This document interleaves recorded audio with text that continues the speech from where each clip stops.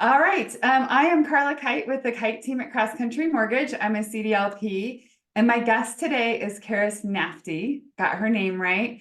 And I know, Karis, I said this when we first got on, but I truly have never interviewed anybody that does what you do because I don't think anybody else does it, which is super, super cool. Karis, I'll go ahead and let you kind of take it from here and explain what it is that you do. Thanks, Karla. Okay, yeah, I am. How do I explain what I do? I'll explain what I do. I have two. I am a pet custody specialist, and my background is that I am a certified dog behavior consultant, which means I have one of the highest qualifications available to work with dogs who are having any kind of issue you can imagine, from really serious stuff like aggression to serious separation anxiety to the more simple stuff like, when your puppy pees on your carpet. And I have been working with dogs for more than 25 years professionally all around the world. So that's the one side of what I do. And I am also an accredited family mediator. So in my role as a mediator, I work with people in conflict, and that is primarily people who are going through a divorce or going through a breakup. And the combination of those two things makes me a pet custody expert. And I help people who are, I like the word navigating because that's a kind way to think about it, who are going through a breakup or a marriage, going through a divorce. They have a dog. What do they do? And I help them work through that, keeping the interest of the dog in the forefront of the conversation. So not allowing the dog to become a weapon, not allowing the dog to be used as a way to get back at, something that happened, the reason for the marriage dissolving, but keeping the interest of the dog in the forefront of the conversation so that the dog ends up in the best situation possible. So of course, when I initially heard what it was that you did, I was like, I mean, how can that even be like a thing that you could do, right? And actually make money at? Because none of us work for free. So at what point was it that you realized that this was something that was really important? I mean, because I live in Denver, and we're such a dog friendly city, I know how important this is. And I think people probably just think like, well, they're just dogs, right? Until they just wreck your home while you're gone because of the separation or whatever.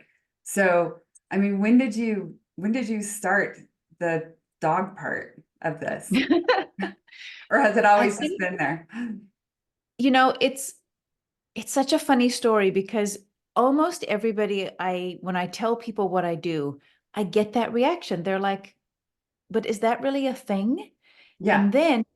And then people pause for a moment and they think about it and they go, wait a minute, that happened to my cousin. Oh, wait a minute, that happened to my neighbor. Where when I say it happened, I mean, there was an issue with a dog going through a divorce. I started this work almost literally out of necessity because I was working as a dog behaviorist, as a dog behavior specialist, going to people's homes, and people call me for really everything you can imagine their dogs are doing. Good and, I mean, quite serious stuff, everything you can think of. And I was seeing people whose dogs were very destructive, very stressed, had become aggressive, had become anxious. And the reason for their dog misbehaving, I don't even like the word misbehaving, the reason for the dog acting in the way it was that the divorce custody decision was wrong for the dog. And I started seeing this. The first time I sort of noticed it was about 10 years ago. I was like, oh, I saw a man whose dogs were peeing on their couches every time they came home from spending a weekend with his ex. And I started seeing more and more and more of these cases where it's like, hang on, people don't know what to do with dogs in divorce. When I say they don't know what to do, they might know legally what to do, but they don't necessarily know from the behavior side. And then the other cute part of my story, cute or interesting is my mom was a divorce mediator. So I grew up in a home where mediation as a concept and divorcing couples was just part of something I was always aware of as a concept. So my mom was the first one I Wow. asked about this. I mean, she's long retired, but I said, Mom, I called her up, I don't know, years ago. I said, what do you guys do about the dogs in divorce? Who taught you how to, what to do with the dog? And she just lifted her shoulders. She said, no, nobody taught us. That's not part of the training. So it was through all of those things where I realized that people love their dogs, Yeah. but they don't necessarily know how to handle things like, can you share custody with a dog? What do you do if you have 3 dogs? Can you split the dogs up?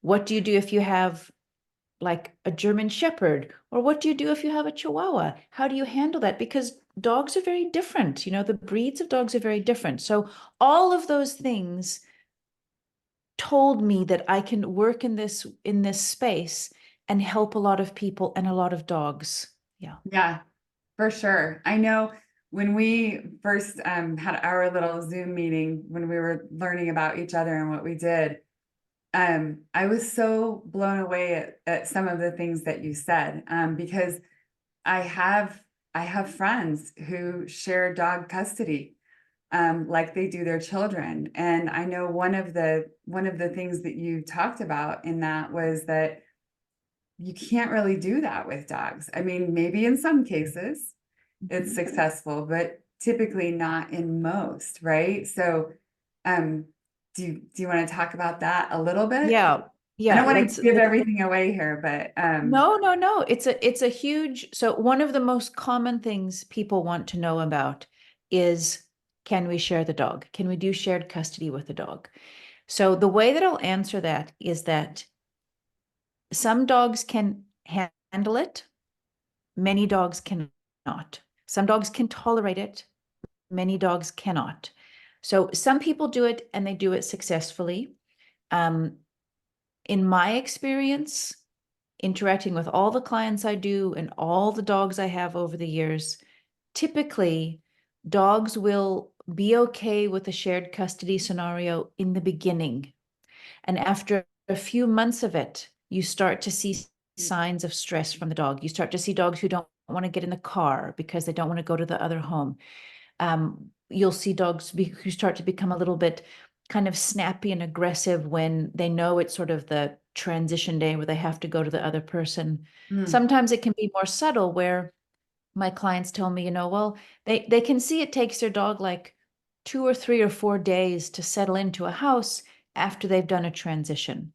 So what people need to understand who are watching this is that transitioning between 2 homes can be very challenging for a lot of dogs. It doesn't mean they don't love you. It doesn't mean that you're not a good owner. It just means if you look at a dog as a dog, we don't pretend it's a child. We really just see it as, that was a big one that I it's heard not too. a, yeah, they're not children. It's like, cool. You have a 7-year-old Labrador with hip dysplasia. Okay. He's going to have to go to your ex's house who has 3 flights of stairs in her house for, I'm just making this up, Yeah. but you have to look at every dog. You have to look at the breed of dog. You have to look at the dog's characteristics. If you've had a dog who suffered from radical separation anxiety, which many dogs these days have, a lot of it's a knock-on from COVID, but I mean, that's a whole other conversation, Mhm. why separation anxiety is so common.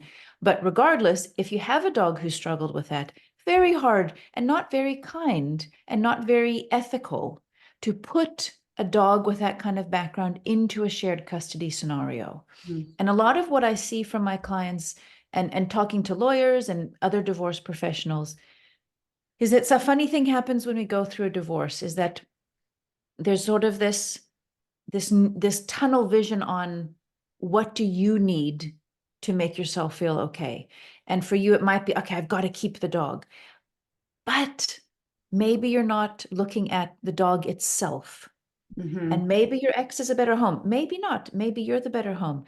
But to go back to the shared custody idea, the biggest thing I want people to understand who are listening to this information is that we shouldn't assume shared custody will work. And you should not assume that it's the best thing for the dog. It might be the only thing that people can handle, but it is not the best option for the Mhm. dog itself. Yeah. I think probably hard, right, for people, but I think what you're saying there is to put the dog first instead of yourself. Because if you're doing shared custody, most likely you're doing it for you, not for your dog. And so if you Yeah. really loved your dog, right? I know that gets kind of tricky there, but I think that's very true. Yeah. It gets really tricky there. It gets really tricky. And I don't mean to imply that that's an easy decision at all, No. but it's not always ideal for the dogs. And we have to get away from the narrative that it should be automatic, or that you can't give up a dog because, you know, you raise the dog, because dogs aren't like that. Dogs can adjust to saying goodbye to people. It's harder for them to constantly transition between places. Depends on the character of the dog. You do get some dogs who are, I call them bomb-proof dogs. By bomb-proof, Uh-huh. I just mean like, better to say they're like Buddha dogs, like nothing bothers them. They're like, yeah, Yeah. I'm fine. I'm fine with Yeah. whatever. But those dogs are rare. And more often you'll get dogs that struggle going back and forth. Yeah. Yeah. I know. I mean, we have two Cocker Spaniels, and they act out anytime that we leave town. And we never send them anywhere. We always have somebody come stay in our house with them. We make them sleep with them in bed. I know that's terrible, but we try to keep everything as consistent as we can. And I also don't want them ruining somebody else's home. So we literally pay to have someone come here, but it never fails. We get home and we will find a turd upstairs on the carpet, or pee. Our female loves to go pee somewhere in the house just to show us that she is not happy that we left her with someone else. So Yeah. yeah, And we so yeah. I'm gonna interrupt you there to make to Okay, bring in, that's a perfect example. And people watching, we didn't prep this. Okay. not at all. So toilet training, toilet training mistakes or problems is one of the most common ways that dogs show that they are stressed. Hmm. Dogs are not complicated enough to use their pee to send a message. So I promise you, your little Cocker Spaniel is not peeing to tell you she's upset, Got it. but she has been stressed by what's happened, and that's okay. Yeah. But a lot of what we do, it's almost impossible for us not to. We as people can't help but sort of assume our own emotions into dogs. So if I Mhm. peed on a carpet because a friend of mine didn't talk to me for weeks, it would be because I was upset. I'd be like, I'll show you, I'll ruin your carpet. But Right. dogs aren't that complicated. So dogs will either because their body is just stressed and they'll have accidents, but they will often pee in the wrong place as a way to relieve stress. You see this also at Interesting. parks. So yeah, when dogs, see, I've taught you something. There you go. So Yeah. when dogs are very, very anxious and they're at a park or like at a dog training class, those are Hmm. the dogs that try to pee everywhere. They kind of like, I'm going to pee here and I'm going Oh, to pee here and I'm going to pee here. It's not a dominance issue. This is kind of a myth really? that people haven't understood. Yeah. The Yeah. confident dogs, they like pee twice and then they're fine. It's the dogs who don't feel safe that want to pee all over the place. I mean, I'm simplifying a complicated concept, Yeah. but Yeah. for yourself and for anybody else whose dog pees when the routine changes, what you should do is you go, oh, my darling, I'm so sorry you're stressed. I'm sorry.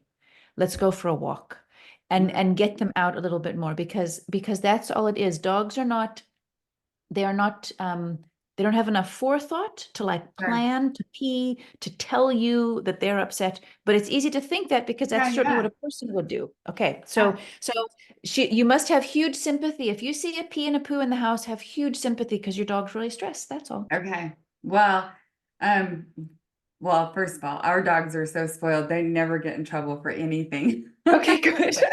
But yeah, I'll try to Yeah. be kinder about it. Yeah, it's just a good reframe. It's really Yeah. nice to like, oh, I hadn't thought of it in that way. It's the Yeah. same thing. I'll just do a 2-second sidebar because people watching this might love Okay. dogs.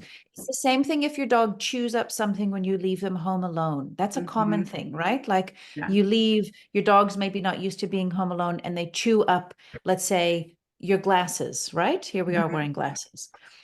It's very easy to assume that the dog is angry about being alone and they are destroying something of value to what? To punish us, to Yeah. tell us something. In truth, what's happening is that one of the best stress relievers for dogs is to chew on things. Makes them feel better. It releases endorphins. It calms them down. It makes them, it's either ripping things up, barking, or chewing. That's all that's available to dogs when they're stressed, or howling. Mm-hmm.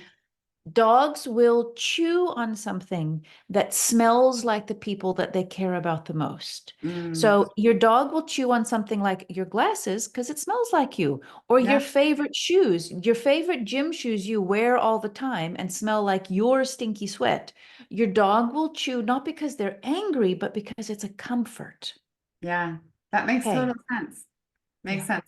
My dogs are not chewers, but it's the pee thing. So, yep. Yeah. Karis, would you like to talk about your book really quick?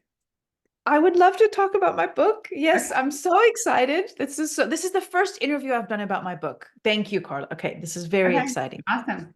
So I have written a book called Who Keeps the Dog? Navigating Pet Custody During Divorce. It will be available toward the end of June in 2024. You can go to my website or you can go to Dogwise Publishers. We'll put the links in this video and you can order the book. And this is a first of its kind. It's a book about dog custody written from myself as a dog expert. Okay. I am Okay. not a lawyer. I am not a legal expert. I certainly understand the ins and outs of custody things. Sure. But the book is written for people who owners themselves going through a divorce, as a handbook, as a very kind, very practical handbook. And it's also written for people who work in the arena of divorce, who Okay. want to know how to handle their clients who have dog divorce cases, for judges who have to make these decisions for people if they're not able to make it themselves. And the whole focus of the book is the dogs themselves. How do we love our dogs enough to make a decision for them based on their age, their breed, their background, that is the kindest thing we can do for them? So really quick, I noticed that you said judges.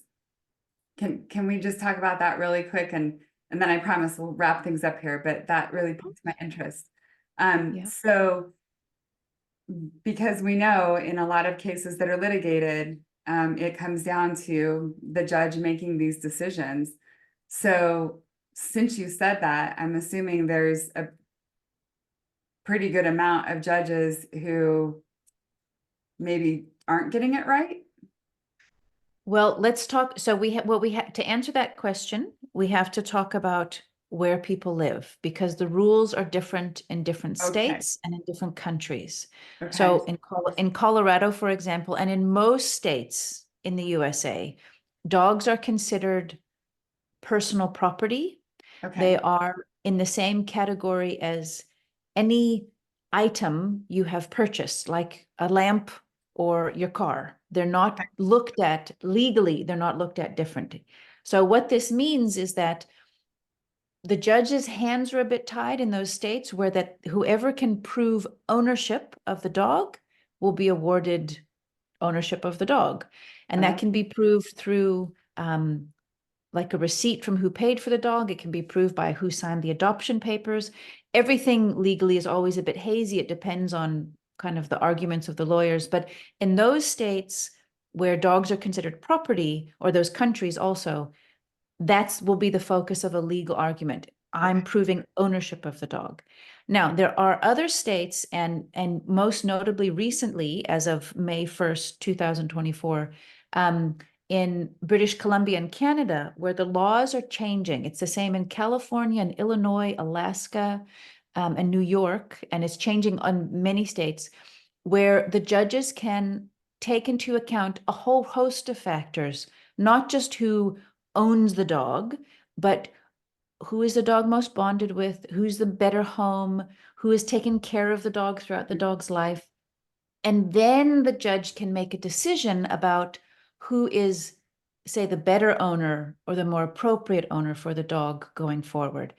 In some places, shared custody is allowed. In some places, it is not. So I would advise people listening to sort of check the legislation in their area to Wow. see what is possible. So it's very complicated. But for the judges who are Yeah. in areas where they can make their own decision, this book is also written for them because they may not know what to do with a let's say a dog that's a guard dog versus a dog that's was rescued from a rescue organization. You have to handle these things differently. Yeah. So that's what the dog is written. Sorry, that's what the book is written for, for those audiences. Okay. Awesome. I love it so much. If people want to reach out to you for your services, how do they find you? What's the best way to find you? The best way to find me is on my website, which is whokeepsthedog.com. Okay. And so I offer a few different services. I work with clients directly, whether they're breaking up, a relationship is breaking up, or it's a divorce, and I help them mediate and or consult, depending on what they need, what should happen with their dog. The other exciting thing that I do, which I'm really proud of, is I have developed the very first pet custody courses, accredited courses for divorce professionals who want to become really skilled themselves in Mhm. how to handle pet custody cases. So that's for lawyers, mediators, and judges. Okay. And I also have I have a parallel course for dog experts, people who are behavior consultants or veterinarians who Mhm. want to know what to do with their clients. When their clients say, oh, I'm getting a divorce, what should I do? Yeah. So I'm an educator, I'm a speaker, and I work with my own clients. All of that information is on my website. I would love to hear from anybody who needs any sort of help or support or guidance to help them in any way that I can. Amazing. I love it. I absolutely love what you do. I can't wait for you to come to Colorado. We will definitely host a book signing for you. Great. So yeah, I think we'll wrap this up. But Karis, thank you so much for joining me today. This has by far been my most fun interview. Thank you so much for having me. I really appreciate it. I will see you soon in Denver with the book. Awesome.